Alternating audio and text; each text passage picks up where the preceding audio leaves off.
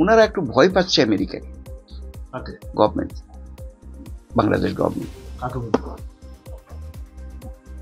আমেরিকার গভর্নমেন্ট ভয় পাচ্ছে প্রচন্ডভাবে। হ্যাঁ, ভয় পাচ্ছে যে যদি ভারত এবং আমেরিকা মিলে বাংলাদেশকে যদি সমস্যা ইয়ে করে, তাহলে ওনারা এই জন্য ভয় পাচ্ছে। অনেকে তো আবার দেখলাম, কিছুদিন আগেও দেখলাম, আমাকে আগে যে ধরনের ব্যবহার করতো, গতকালকের ব্যবহারটা একটু ভালো। গতকাল আমি যে আসলাম, গতকালকেই তো আসছি, গতকালের সকালবেলা রওনা দিয়েছি, আমি এখানে 7টায় পৌঁছেছি। এখন বোঝা বড় কষ্ট, কারণ এখানে গভর্নমেন্ট মনে হচ্ছে 2-3টা হয়ে গেছে একত্রে, কেউ কারো কথা মানছে না। বাংলাদেশ স্থায়ী গভর্নমেন্ট না থাকার ফলে এটা, হ্যাঁ, স্থায়ী গভর্নমেন্ট নাই, এই জন্য বিএনপি বারবার বলছে। বর্তমান পরিস্থিতিতে কি বাংলাদেশ আরো অস্বস্তির মধ্যে পরিস্থিতিতে যাচ্ছে, মানে বাংলাদেশের অস্থিরতা কি আরো বেশি তৈরি বাড়বে এটা, কারণ আমি বলছি এগুলো আমরা কনসেপশন, মনের মধ্যে যে চিন্তা চেতনাগুলো আছে সেগুলা মিলে বলতেছে আর কি। কারা কোন ধরনের ব্যবহার করছে, মানবাধিকার কাজ করি, আমাকে কেমন ধরনের ব্যবহার করছে, আগে কি বলেছে এখন কি বলছে, এটাতে আমার মনে হচ্ছে কিছুটা স্বস্তির নিঃশ্বাস ফেরার জন্য আমাদের একটা পথ দেখিয়ে দিচ্ছে। তৈরি হচ্ছে না দেখিনি? হ্যাঁ, পথ তৈরি হচ্ছে মনে হচ্ছে আমার।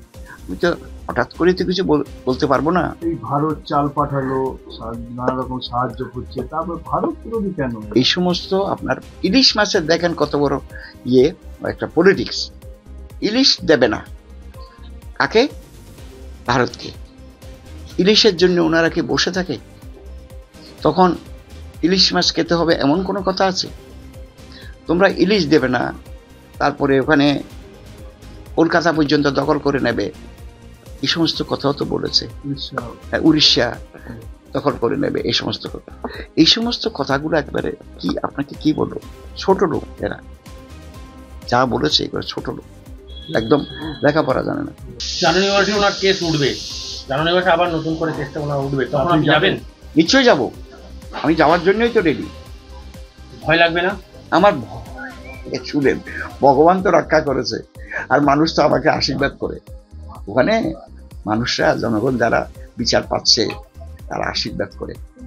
তাহলে মেয়েটা ফেরত পেলে, আরে আমার মেয়েটা রবীন্দ্রবাবু উদ্ধার করে দিয়েছে, আমার জায়গাটা উদ্ধার করে দিয়েছে, কেউ বলে আমার মানে আমার এত বড় একটা সংসার রক্ষা করে দিয়েছে, এগুলো তো দিচ্ছে।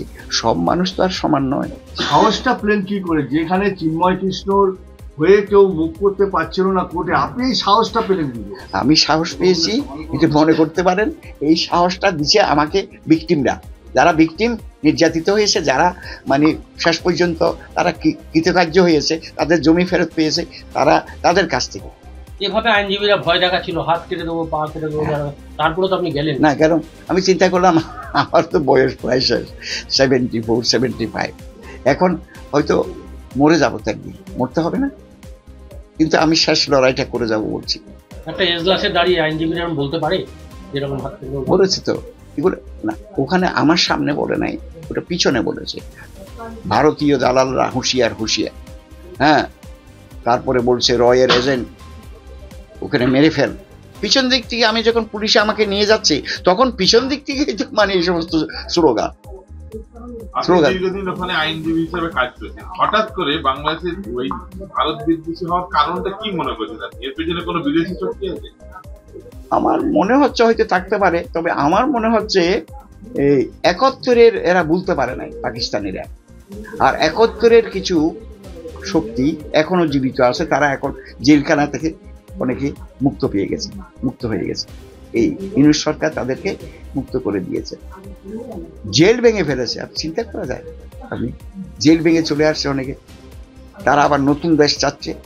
এখন তো বিএনপি আবার নতুন করে দাবি করেছে যে বাংলাদেশের পরিস্থিতি আপনাকে কি বলবো, এখন যা আছে এটাতে মানুষ ভয় পাচ্ছে, হিন্দুরা ভয় পাচ্ছে, বিশেষ করে মুসলমানরা কিছু অংশ হয়তো ভয় পাচ্ছে, কিন্তু তারা মুখ খুলছে না। আমি হিন্দু মারা যাচ্ছে, উনি আসবে না? উনি প্রগতিশীল যদি হয়ে থাকে, উনি আসবে না? আমাদের ভিডিও ভালো লাগলে লাইক এবং শেয়ার করুন, কমেন্ট সেকশনে গিয়ে জানান আপনাদের মতামত। আরও ভিডিও পেতে আমাদের চ্যানেল সাবস্ক্রাইব করুন এবং প্রতি মুহূর্তে খবরের আপডেট পেতে প্রেস করুন বেল আইকন।